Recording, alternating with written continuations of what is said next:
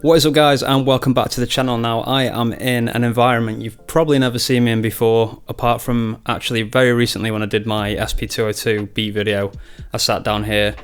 So I'm just chilling in my living room and I'm going to do another beat analysis video. I haven't done one of these for a long time, and honestly it's crazy how time passes because I think it's been about 2 or 3 months before I last uploaded one of those videos from that series. So it was kind of getting going and there was a little bit of interest. I was building it up and yeah, I don't know what happened, it just disappeared. So I'm back doing another one today and I'm doing a Sleepdealer album. Really hyped about that. I've got a special guest on the couch here, the MPC 2000 XL. Any words before we start? Nothing from him today, obviously a bit shy. Anyway, I've got my TV set up. This actually works really well because my TV's on a wall mount. So I've got my TV so I can listen. I'll overdub some of the tracks, and obviously like usual I can't do the whole tracks because I just get copyright strikes, guys, so that's the reason why I only do the short previews. I know some of you have been complaining about that in the comments, but just put it on Spotify, that's all you have to do. You can just pause my video, listen to the track, and then come back to my video. I know it's a bit of a hassle, but I can't do anything because of copyright, so that's just the way that it is with this particular style of video. It's unfortunate, but that's just the way it is. And I'm running a bit of a gauntlet here because this is peak time for my neighbours to get obscenely noisy, so let's hope that they keep it down today and I can record this whole video in peace. So yeah, Sleepdealer album, let me just get up what it is because I've already forgotten. It's called Yerba, and basically the reason I'm choosing these albums is I'm trying to choose artists that I really like, and then I'm trying to find albums that are only around sort of 10 to 12 tracks because these videos get obscenely long otherwise. So this has only got 11 tracks and it's only 20 minutes long, which is crazy. And there's a couple of cool collabs on here as well, easy for me to say. HM Surf, who's a big name in LOFI Hip-hop. Obviously Sleepdealer himself. There's another one with a guy called Patrick Perkins, I've never heard of him, but there's a few collabs which is quite cool. So yeah, let's get on with the first track. It's Astoria and it sounds a little something like this.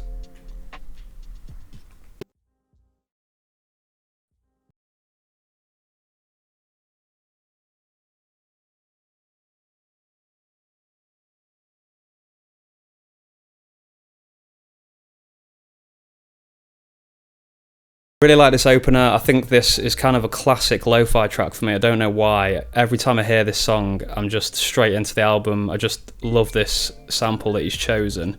And one thing that really stands out to me about this one is the simplicity of the drums. Now, I think as beat makers we spend a lot of time chasing these hard drum sounds and trying to get really fat sounding drums, but sometimes just drums that sit in the mix well are the ones that you need to choose, and in this case I think that is the case. The kick is very acoustic sounding, but it doesn't kind of blow the beat out. It's not really loud and there's not loads of sidechain compression on it, and yeah, there's just a really nice drum mix going on. You will definitely hear some familiar effects in this track if you've got an SP404. You can hear the delays and the sort of DJ effects looper, and this is an interesting track because he rolls into a completely different track halfway through this.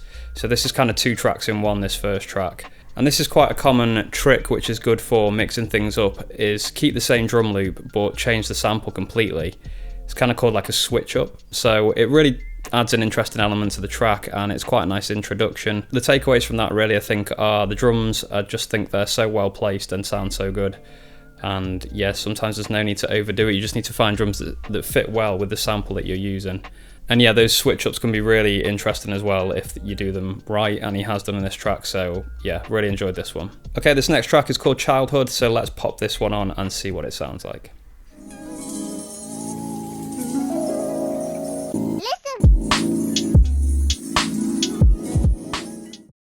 Okay, one word for this track, swing. Oh my god, the swing on the drums is just out of this world on this track. A lot of lo-fi tracks are like this obviously, but I just think the swing in this one really catches you, especially after that first track. And this is one of those tracks which is almost like there's so much going on that it's hard to even know where to start with the analysis of it. There's loads of sidechain compression in this one, which is obviously completely different to what I was saying in the first track. And the sample has got a massive sound to it. And from what I can tell as well, he's kind of overlaid these chimes as well. So there's so much going on in this track, and that's kind of the thing I like about it.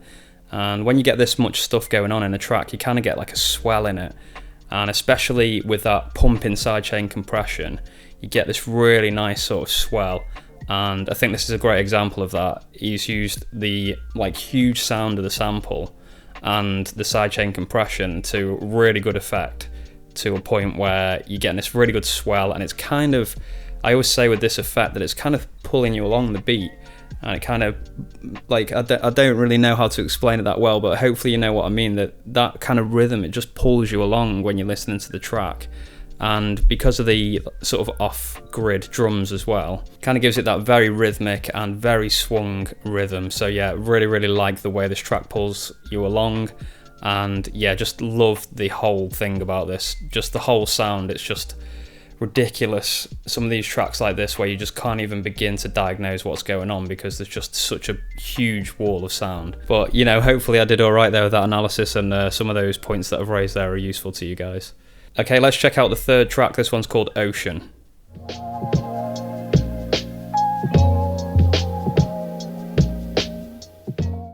Okay, really nice vibe to this track. I don't think there's anything particularly progressive about it. It kind of just keeps the same vibe all the way through the beat, which is absolutely fine, not a criticism at all. That's just what happens on this particular track. And in comparison to the track before this one, this has got a much different vibe, I think. It's a lot more mellow. It's a lot more kind of palatable in a way, you know, it's got a more chilled vibe to it.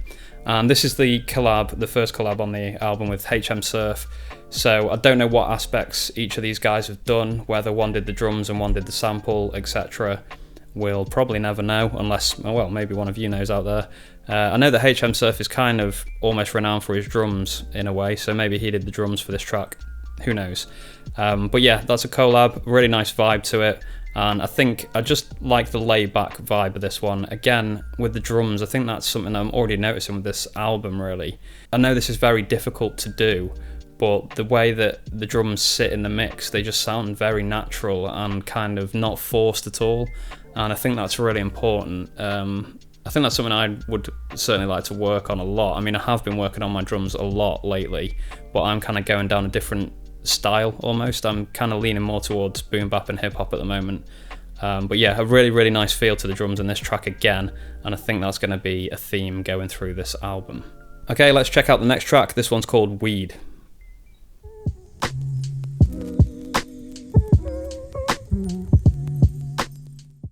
Okay, that was Weed, and there's a few things to note about that one which I really like. Again, we get this kind of very repetitive vibe in the beat, which I actually enjoy. I actually kind of enjoy that vibe in beats. I know a lot of people like to have a lot of things going on, but I kind of like to just be put into a vibe, and then that vibe just continues for like a minute or a minute and a half, and you can just be in that vibe, and then you just get thrown into another idea or another concept. That's what I really like about lo-fi, to be honest, and like loop-based music.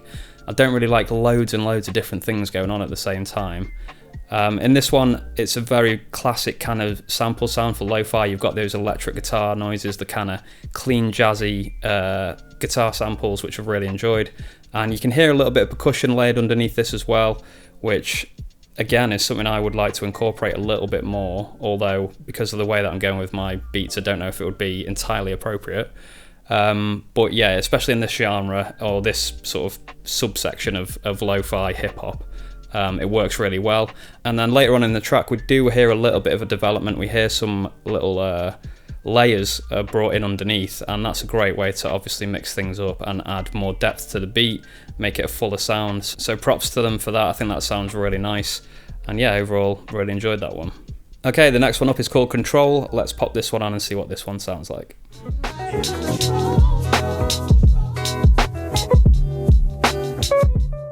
Okay, with this one we get a lot of sort of traditional sort of boom bappy techniques, I think, in this one, especially beginning with the pauses, the kind of I think is it a quarter or an eighth note loop of like one part, just hitting it again and again, like it's kind of like restarting the track over and over again. I really like that effect. I've actually used that a couple of times recently and I really enjoy it.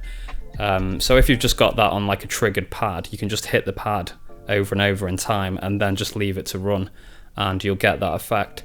You can already hear a few pauses and things like that, which you would always expect in kind of lo-fi hip-hop and boom bap tracks, like pauses in the drums at the start of loops.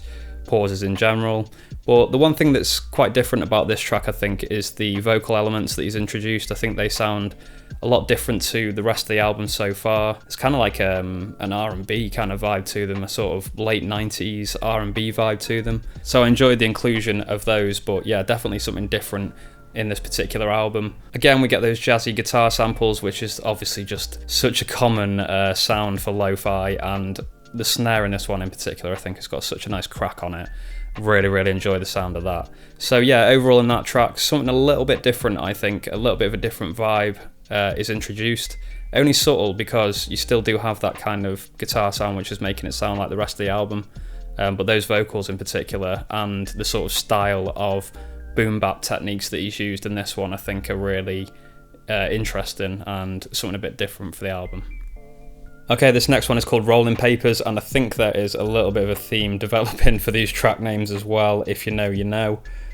So let's listen to this one and let's see what we can make of this one.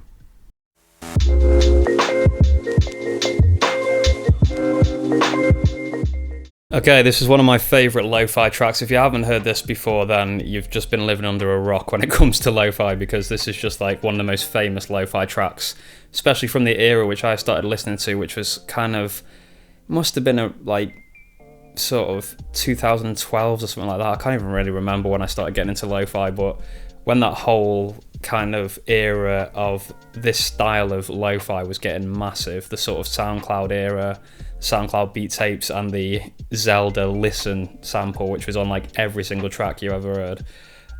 This one was one of those ones which just was massive at the time from what I can remember. And I absolutely love this track as well. I think the sample's really cool. It's so simple, the sample chops that he chooses, but so effective. And the pauses with the vocals as well is something that I really like. In particular, that one bit where it stops and just does a expletive, which I won't say on the video, but that rap stab with all the noise on it. It's kind of like when you overlay noise on the SP404 and just have loads of compression, and then when you stop everything else, the noise sample that you're looping, that kind of swells because everything else is cut out, so there's nothing to compress it against. And that's what kind of happens in this track. I really like that effect of a kind of everything dropping out and a swell in the compression and with the noise, and yeah, it just works really well with those vocal samples. So that's probably the main takeaway from that one, and the fact that yeah, this is just a massive lo-fi hip-hop track. I can't actually see on my phone how many streams this has had, but I think this is huge. Not unless I've just completely made that up. Who knows? But yeah, really good track, that one. Like I said, it's one of my favourite lo-fi beats, and yeah, that was kind of the takeaways that I got from that one. Okay, so next up we've got a track called Tokyo, and this is the second collab and the last collab on the album with a guy called Patrick Perkins. So we'll check this one out and see what it sounds like.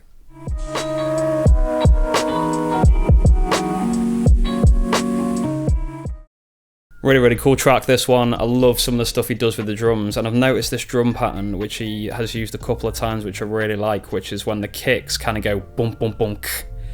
There's like it's almost like a triplet, is it? I think could be a triplet, but that just has a really nice effect. Just it's kind of like a bump bump kick bump bump bump bump. I really like the way that carries the beat along with it. And we hear another classic lo-fi technique in this track as well, where you just basically take all the lows and the mids out for the start of the track and just have the sample playing, and he's swelling some kind of effect over the top of it, but then, you know, just bringing everything in on the beat with the whole of the EQ intact, and it just creates like this really good contrast, because you're listening to something really tinny and it kind of feels like there's something missing, and then all of a sudden you get everything at the same time. And in a way, I think it creates like a satisfying feeling, because you're kind of waiting for something. There's a little bit of suspense because you know that the rest of the track isn't going to sound like that. And when it hits, it's kind of like this, it's like a relief in a way. It's like a satisfying, here we go, here's the start of the track. And that's a technique which I've talked about before as well. It's really common. And I think that's really useful if you feel that your track lacks a little bit of low end. Try starting the track off with no low end whatsoever, and then introduce it at a certain point. And even if it isn't loads, it will at least be more than the start, so it will create the illusion that there's a lot more bass than there is. So that's a technique that you could try if you wanted to try. Okay, this next one's called Dim Sum, so let's have a listen to this one and see what this one sounds like.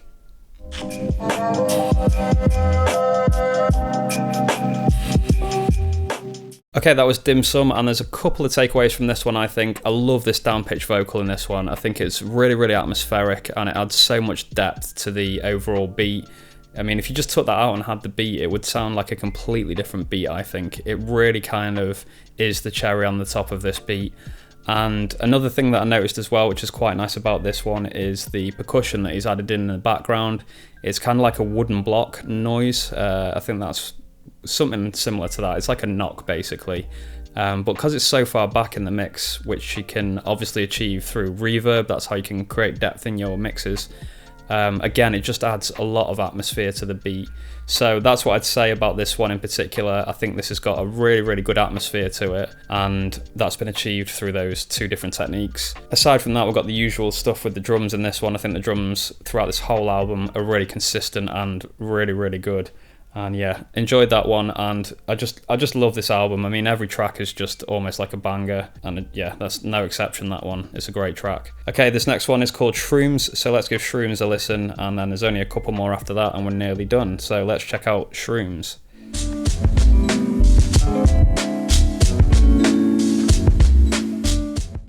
Okay, now this is a theme that I've started to notice in this album, is that he definitely juxtaposes sort of styles of beats quite a lot. It seems to be like there'll be a really chilled one and like a really fast one, and I think that has the effect of kind of keeping you on your toes as a listener.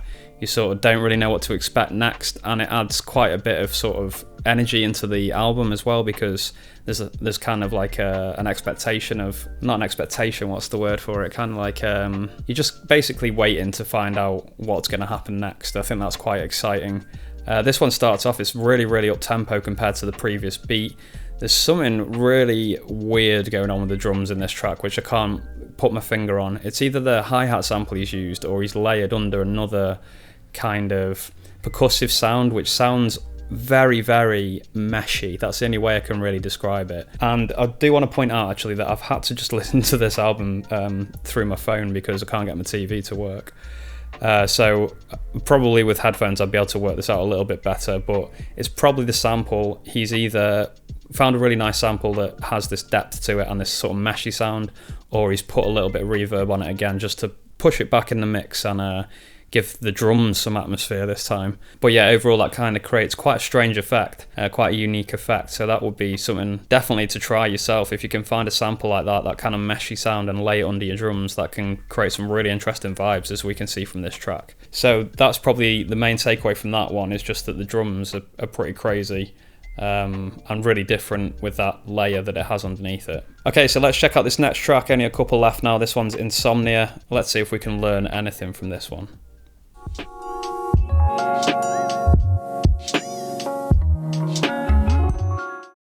Okay, that was Insomnia, and this is a crazy one just because of this weird instrument that you can hear in the background. Now, I've definitely heard this instrument before. At the time of recording this video right now, I cannot for the life of me think what that could be, but it's kind of like this really weird sort of it's hard to, I mean, try and describe music with words, it's not easy all the time, is it? But it's kind of got this weird kind of warring effect to it. That's the best I can come up with. I can't think of the right words for it right now, but if you listen to the track you'll know exactly what I mean.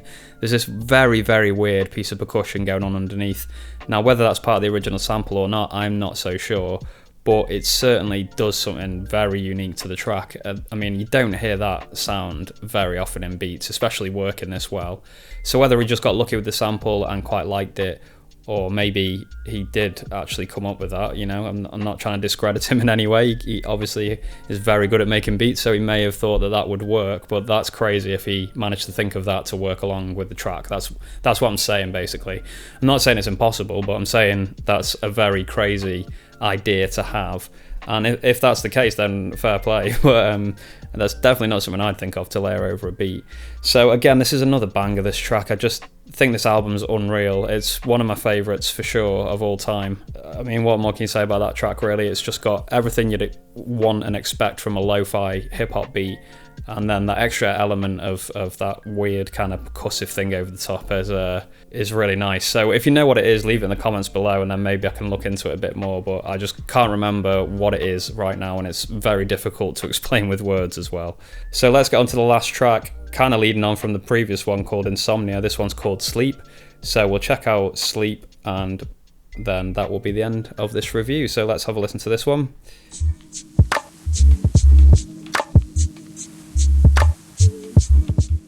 Okay, that was Sleep, and these tracks kind of annoy me, and not in a sort of negative way, but just because I sometimes don't really get how beat makers have so little going on in a beat but manage to keep it interesting.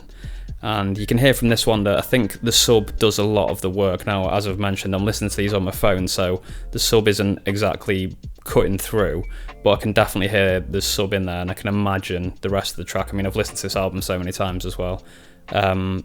Being good at low end can really transform your beat making, because you can just carry tracks with it and then just introduce these sort of really thin sounds over the top. I think that's a good word for it, like these thin sounds. So because I'm not very good at layering myself, I don't think what I tend to do is find samples that are really thick sounding, and then I can just use those and the drums, and I don't really have to do too much more to get a full sound. But when it comes to creating minimal beats, that's really difficult because I can't layer anything, so I'm stuck with this really paper thin sound. I'm trying to layer drums over the top and it just sounds like something's missing. So there is an absolute art in being able to have these kind of minimal sounding beats and be able to carry them, and they're actually interesting. So really, really cool stuff. I love that track, and I love the way that little elements get thrown in now and again. Just kind of like a very sort of teasy track. Really, really enjoyed it. So there we go, guys. That was Sleepdealer, and let me just remember again. Yeah, Yerba. The album is called Yerba. If you want to check it out, that's the cover. Hopefully you can see that. I'm sure you'll find it if you just search that on Spotify. It's Yerba, and it was released in 2016. And like I mentioned, that's one of my favourite all-time lo-fi albums. Now, the fact I've just seen it's 2016, I remember I was talking about dates before, and I'm just starting to think I might have sounded like a bit of an idiot if this wasn't released at the time when I was talking about. But yeah, that era of lo-fi was huge, and I'm sure if you've been into lo-fi for a while, you'll know exactly the era that I mean. And I think this album is just one of the huge ones out there. And yeah, I just chose to review that one because I've always loved Sleepdealer, and I think because of the length of it as well, obviously, you know, I've already been recording for half an hour here now, and that's an 11 track album, so you can see that I have to keep it short because otherwise I'm going to be here all day talking about these beats. You know, I love to talk, so you know, I don't want to get too carried away with albums that are 10, 20, 30 tracks long, because it's just impossible. So if you got this far, thank you very much for watching, guys. I really do appreciate it, and I hope that you learned something from this. I definitely learned things from these analysis, just taking the time to sit down and listen to music and think about it in a kind of in this way, basically, in a way where you're trying to learn different techniques. I think it's so useful, and even if you don't like watching these videos, just try doing this yourself, because it's so much fun. I think really, luckily I've got the catalogue online, so I could go back and check this, but write down everything that you learn, because if you can apply all these different techniques to your tracks, you're definitely going to improve your beat making. There's no doubt about that. It's all about all the little bits getting put together. So definitely take notes if you can about music, if you get the time to listen to it, or if you've just got a good memory, then maybe that's the way forward. Don't forget to peep the merch as well, by the way. I've got the t-shirt on now. I should point out that this is a prototype, so the logo is a bit low on the front. I've actually put that a little bit higher, and then it's got the design on the back. It's called the Sicko Tee. It's on SPVIDZ.com, and I've got loads of other stuff on there as well. Hopefully I can fix the white balance on this video and it looks okay when you guys are watching it. I'm going to go ahead and edit this now, so that should be fun because it's half an hour long and it's in 4K. So yeah, that's going to be really fun editing that, and it's going to take an absolute age to export it. So check it out, guys. I hope you like this style. If you do, I'll do more videos like this in this location. Any words from the NPC before we go?